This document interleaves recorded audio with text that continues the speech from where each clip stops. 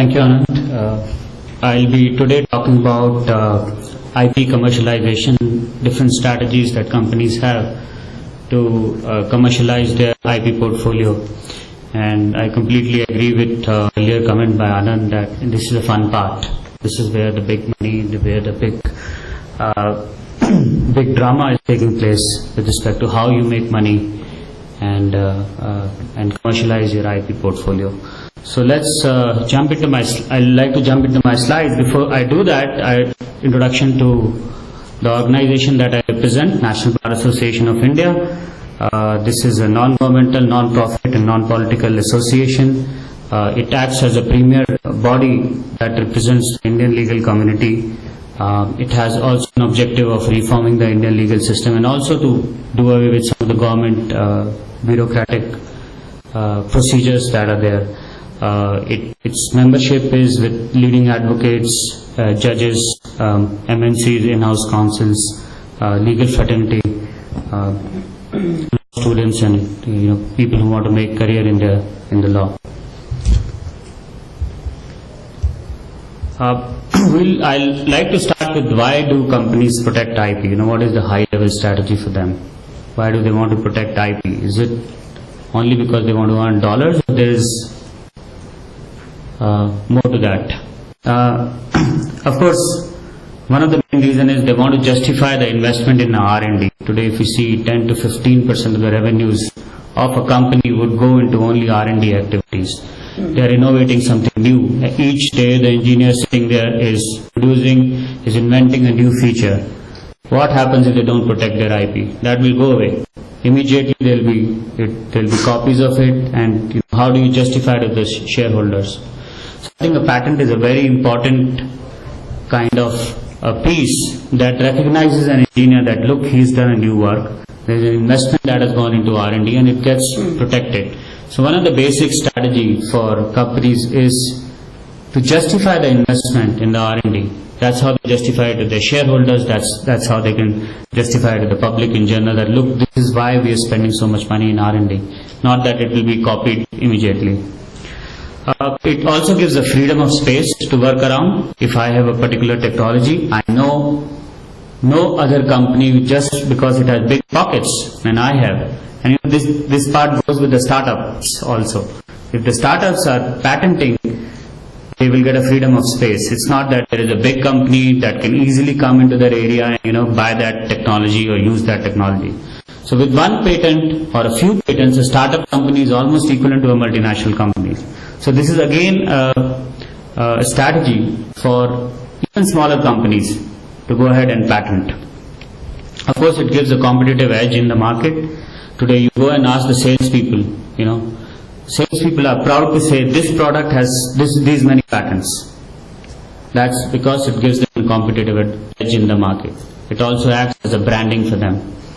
Its patents are good for defensive and cross-licensing purposes, where you are thrown a suit or you are given a legal notice. You could do a cross-licensing. You could say, look, you are infringing on such and such patents of ours. If we are maybe infringing, if we are violating some of your IP, same goes with you. You are also violating. So the bigger the portfolio, more chances are that there will be a cross-licensing that takes place. And especially for big companies, because they have plenty of patents with them and they can always show, look, if we are violating this, you could be infringing in our space in these areas. So there's definitely a cross-licensing that can take place.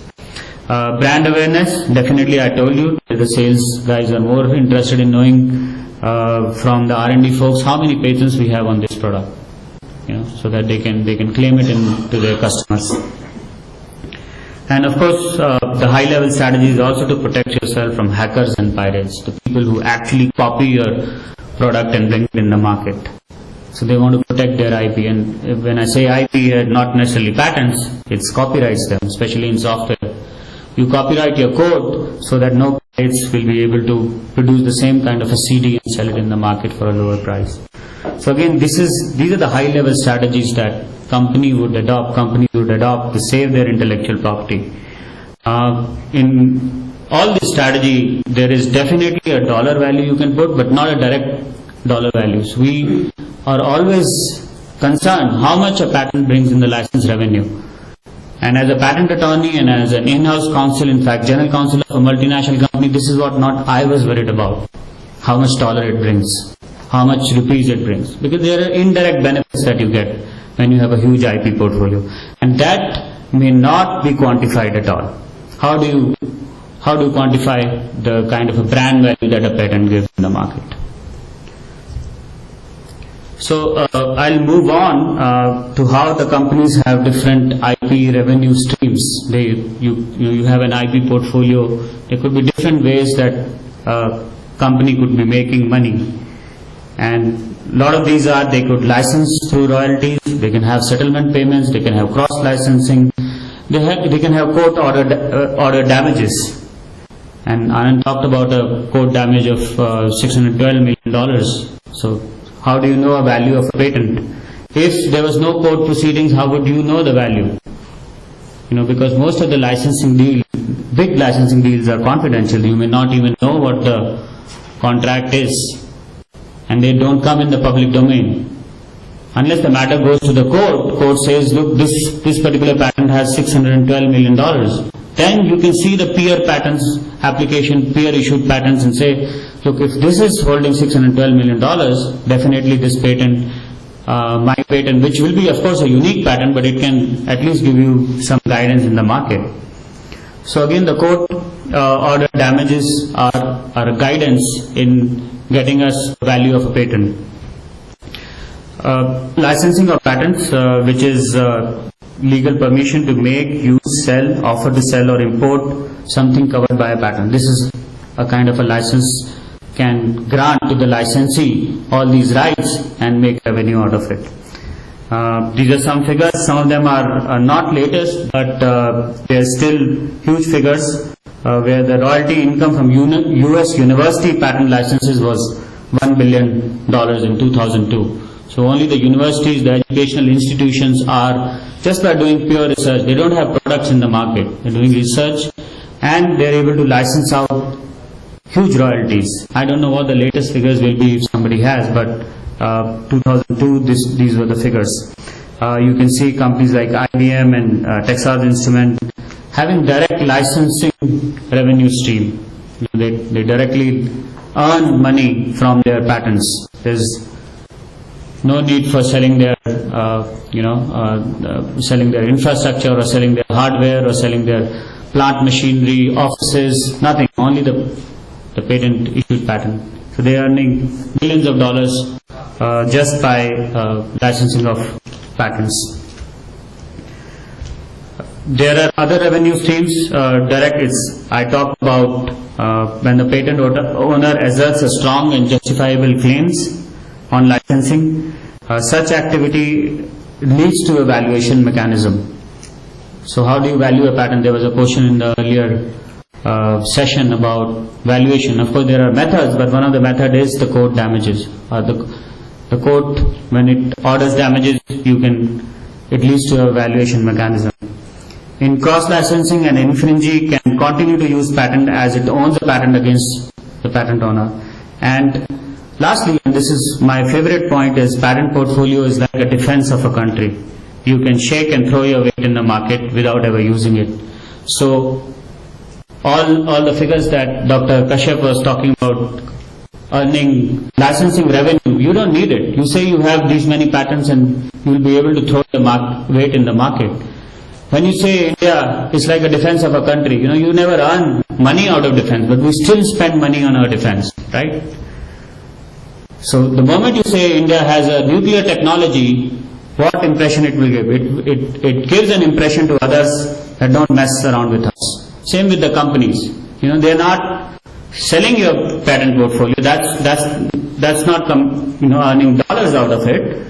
But the moment they say they're covering these markets, it will be deterrence to the competitors. They will not like to enter into that area, and it creates a freedom of space for the companies to work. So that's why I have never emphasized that, look, get dollars out of here or earn licensing revenue. Though this much I have earned in terms of dollars having a patent portfolio. So when you go to management sale, these are the indirect benefits to you. You go and talk to business leaders, tell them these are the benefits that you get out of your patent portfolio. It's not necessary that licensing has to be there. Some of the case studies, how people have actually commercialized when they go to the court, and they have different strategies when they commercialize their IP. We're going to discuss some of the case studies. The Lemelson way this is again a term given because of the prolific inventor. He had 550 US patents, and what he would do is he would actually go to each and every company or industry, wherever he sees his infringement, he would go and seek royalty. So basically you are enforcing against everyone who is violating your patent. It may be difficult. Sometimes the company has a strategy that let's not go against the end users. Let's go only against the manufacturer. Let's go against a particular industry. You could visit this website, lemelson.org, and find out how this individual inventor has actually gone ahead and made millions of dollars just because he was able to enforce his patents against anyone he sees was infringing upon his patents. So this is one way, this is one strategy for companies to actually be cautious about their intellectual property and enforce its rights. The second example would be targeting industry. Don't go everywhere. Just target few industries. You target software industry, or you target IT industries. So what happens is there is a danger if you are targeting a particular industry to enforce your IP rights, because then the industry could come together and have a collective defense against your patent. But it also, there are a lot of disadvantages to that. There are disadvantages that there is very difficult to get a coordinated defense system. So if the whole industry, main industry members are made parties, not necessarily they will coordinate, because everybody is having its own defense strategy. So practically speaking, when the matter goes to court, you may have all the defendants in the industry taking a different strategy to defense. You may have it gives an advantage that you could go ahead and negotiate with the collective industry. Look, this is what our licensing fees will be. This will bring down the licensing charges or licensing fees, but you can go ahead and talk to competitors collectively. So this is another example is the Katz patents. I'll go to that. Ronald Katz, he filed and obtained patents on technologies involving IVRs, and he had around 3,000 claims to the total patent application, and he enforced against particular industry. He would go to a telecommunication industry, he would go, because IVR actually you see can be used by various industries. All the industries would use it, but he went against industry wise and started enforcing his right, which resulted in a strategy for commercializing his intellectual property. So that's another way of how you commercialize is by targeting a particular industry and getting revenue out of it. The other way is mass mailings. That's another way people can commercialize their intellectual property. Now, there are companies who don't own technology, or they're not an R&D companies. They just hold patents. The bad word used for them is patent trolls in India, but these are the companies who actually own patents to sue others and make money out of that. So these companies would actually go ahead and they will try to enforce their rights against big multinational companies, or they have another strategy is they will buy patents at a very cheap rate, and then they will go ahead and start sending mails or sending letters to all the companies and saying that this is what the royalty will be. Now, when they talk about license fees, they deliberately keep it low so that you affording a patent attorney is not an easy thing, as was talked about. So the license fees is so low, so the companies start paying up. They say to hire a patent attorney will be more expensive than to actually give the license fees over the years. Of course, at the end, and the licensee, they would like to pass on their cost to the end users.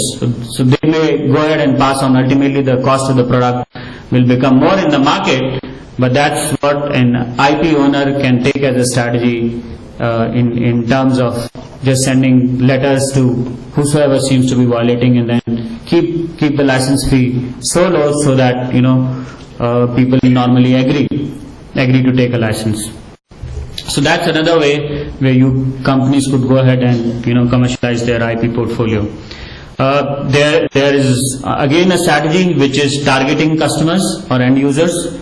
Normally the practice is, when somebody is violating a patent, you go ahead and hit the manufacturer, you don't hit the end user. That's what the normal practice is. But there may be cases where people have a strategy, no, let's go ahead and target the end users of the product. So when you go and target the end users, ultimately they will go and they will say that you will not buy products from the manufacturer, and they can start licensing, because end users will not have that much resources to fight the cases. So end users will ultimately blame their manufacturer or the people or the distributor they bought their products from. And distributors and in turn this will have the manufacturer come to a settlement terms.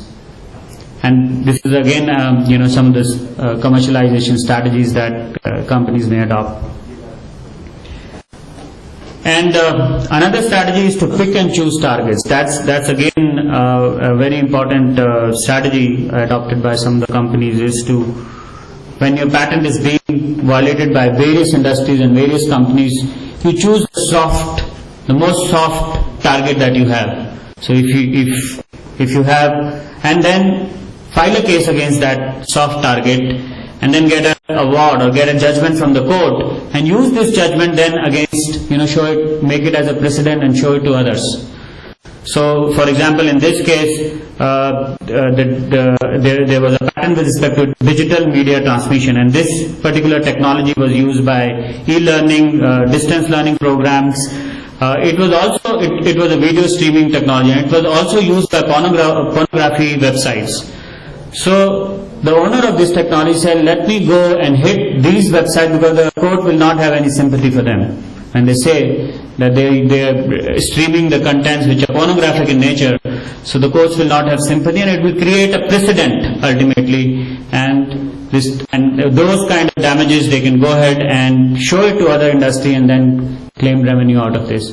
So this is again another way where the companies have different strategies, and pick and choose target is again strategy adopted which can bring in a lot of commercialization for IP owners. Overall, the patent owner strategy, once they own a patent, they could write letters saying, take license from us. Right? The moment, what is happening is, the moment they write a letter, the defendant goes and file a declaratory judgment that it is an invalid patent and that it should not be enforced. So what it is resulting into, the patent owners not having a choice of forum. That's the main disadvantage. So once the defendant goes and seeks a declaratory judgment, so they will, the IP owner loses the control of a litigation. So the other strategy that IP owners have done is to make letters in such a way that it looks like an invitation. They don't use the word which are legal in nature, so that the defendant doesn't go and seek a declaratory judgment just based on that letter. So you also have to communicate with the target and tell them to look, take the license on this technology. So you do not have a C&D letters as such. Avoid C&D letters. Because if you have a C&D letters, the defendant is going to choose his forum. He is going to file a case against you that this is an invalid patent, and the IP owner will lose the whole case, or control over the whole case. So again, some of the strategies that the patent owner or the IP owner may adopt is to make letters in such a manner so that they are not the one which can actually invoke a jurisdiction of the court. They are much milder. They say this is an invite to take a license, and there is a program that is taking place for taking a license. So in this way, you are able to know what the target really wants, whether he will actually come and take a license or not. So these are some of the ways where when you own a patent, what do you do after that? How do you commercialize? You own a valid patent, how do you commercialize? There are different ways, strategies that companies may adopt depending on how much resources they have, and what the technology is, how the infringers are, whether they are spread or not. So depending on the circumstances, they may have different strategy for commercialization. We'll go now to the other end, which is defenses, what the targets will do as a defense, what they can do. And I'll go pretty quickly on this because I think that I have limited time on this. So what happens is the companies, even before they receive any letter, they are suspecting any infringement, they will like to do a freedom to operate studies. They will see that whether they are already in the area that is not infringing on any of the patents. So they will do a study. The criticism of freedom to operate studies, and frankly, personally, I am not too much favor in freedom to operate studies, is because it has certain disadvantages. It is it's costly. It's even if you get it, whether you will be able to show it in the court. Look, we did this is an FTO study. What will court do? How much weightage it will give is not known at that time. It also has a disadvantage that it may amount to willful infringement. That means you knew there is a patent exists and you went ahead and did that technology, you entered into that area, and then there is a question that means you were willfully infringing on a patent. So ignorance is bliss. If you're not aware, you're innovating on your own. It's good to, it's not at least a willful infringement where there are, triple damages awarded in US. I'm also not in favor because some of the FTO studies may lead to another about the fact that they're not infringing on any patents that already exist. There is, again, the strategy for the companies may be to have defensive patenting.